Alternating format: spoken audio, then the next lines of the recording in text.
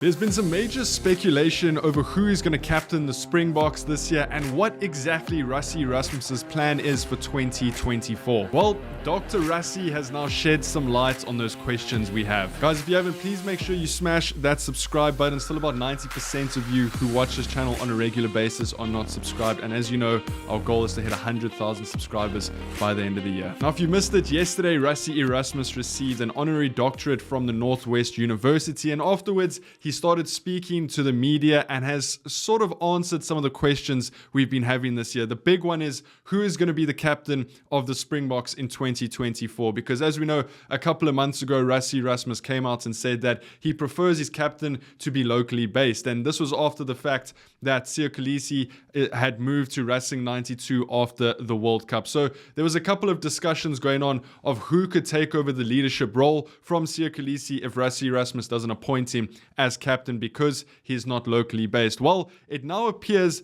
that there is a possibility for Siya Kolisi to retain his captaincy. If he can strike an agreement with Racing 92 and arrange that he doesn't miss any Springbok camps this year, then he will retain his position. But Rassie Erasmus also said that they're not really thinking about that at the moment because they first have the Wales test, which is outside of the international break. So there's going to be a lot of youngsters playing in that game, and they'll have to pick a different captain because Siya Kolisi won't be available for that test match against Wales. But moving after that, he didn't exactly say Siya Kolisi is going to be captain or is not. These were his exact words. We don't have to make a decision about the captaincy now. The first test against Wales on Saturday, June 22, will in any case fall outside of the international window. And there will then have to be a different captain. We will decide after that. Now, Rassie being Rassie isn't going to give a direct answer. He doesn't want to reveal his cards too early. But what I'm taking from this is that Siya probably won't be captain this year of the Springboks, just because, like he said, he likes his captain locally based, and I don't know if Siya Kolisi is going to be able to strike that agreement with Racing 92. Siya also did an interview that was posted on the Springbok Instagram a couple of days ago where Siya said he just wants to play for the Springboks. He doesn't care to be captain or not. He just wants to be able to put on the Springbok jersey. Now, besides the captaincy issue, which we'll go into closer to the time when Wales and Ireland come around, because I think that is a major debate on who should be captain if Siya Kolisi isn't captain. The other thing that was very interesting, what Rassie Erasmus said to the press after he received his doctorate, was what he was thinking for 2024, how he's going to go about 2024. And here's what he said.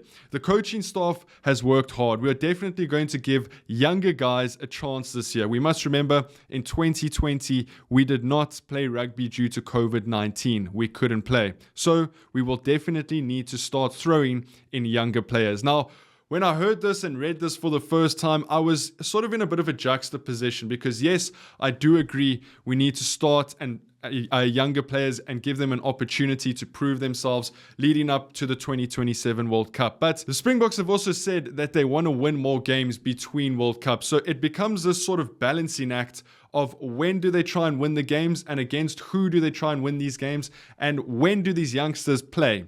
Because, yes, Wales, there are going to be a lot of youngsters playing just because of the international break and potentially Bulls and Stormers players not being available. But what I'm worried about is that Ireland series, because Ireland are coming here to dethrone us from being number one in the world. And if Rassie is going to start playing with the makeup of that team and giving youngsters opportunities against Ireland, well, yes, it is a very, very good idea to give them opportunities against one of the best sides in the world.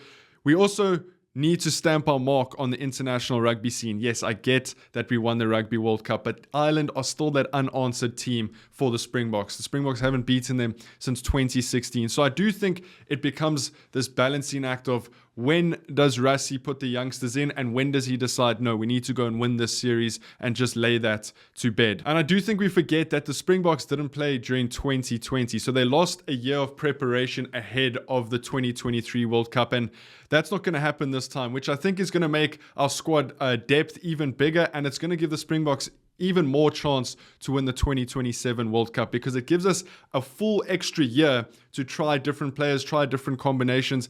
And I like that thinking from Rassie Erasmus. Just again, when do we start? Which players? How young can the squad be? It's going to be a very, very interesting year. I don't think we should drag this video out for too long.